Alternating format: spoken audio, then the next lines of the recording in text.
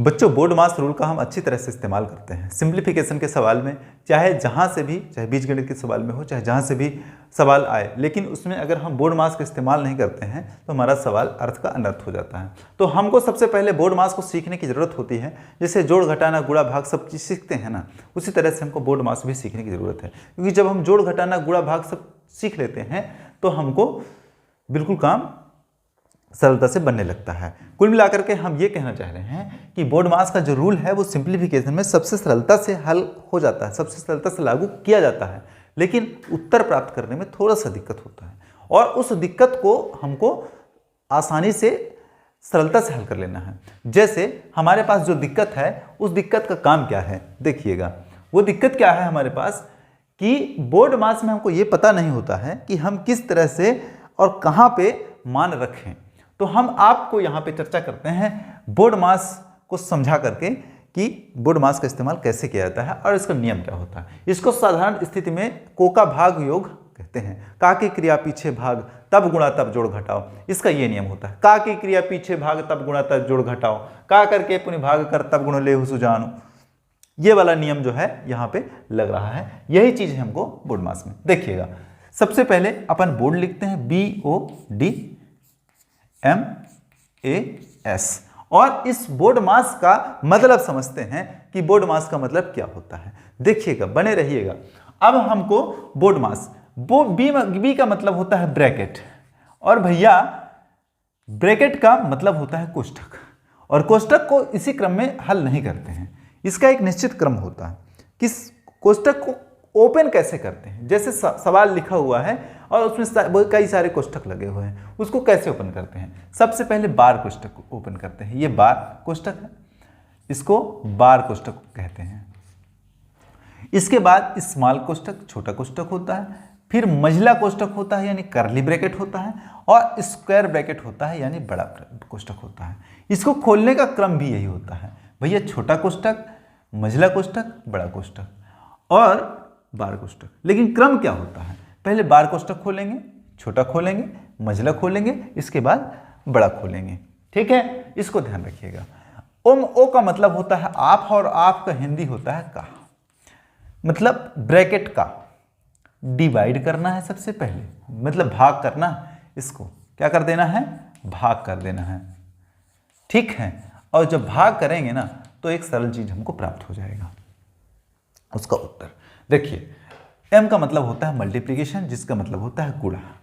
ठीक है, और उस गुणे को सरलता से हल करना बन जाता है जब हमको बोर्ड मास का नियम बनता है, मतलब गुणा लिख देंगे यहाँ पे इसका।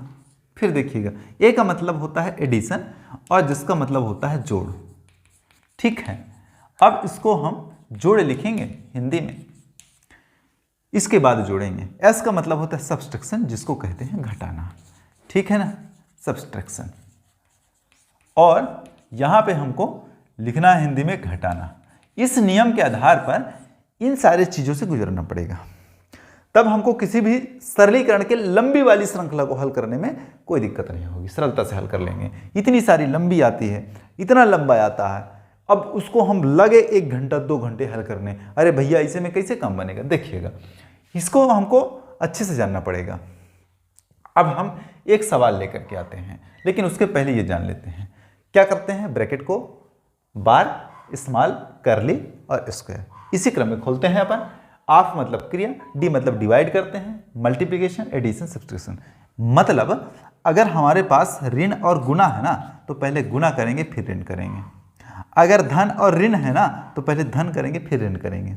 ठीक है ना, अगर भाग और गुणा है ना तो पहले भाग करेंगे फिर गुणा करेंगे। इस चीज को ध्यान रखना है हमको इसके आधार पर।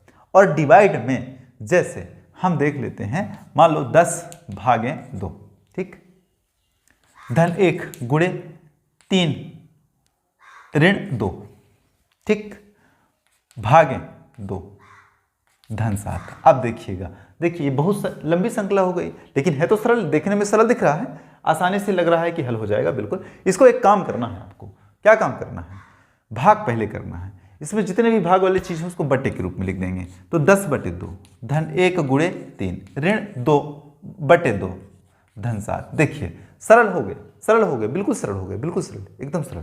कैसे करते हैं, 2 पंचे 10 करेंगे, भाग भाग वाले को 2 1 कम 2 करेंगे, कर लो।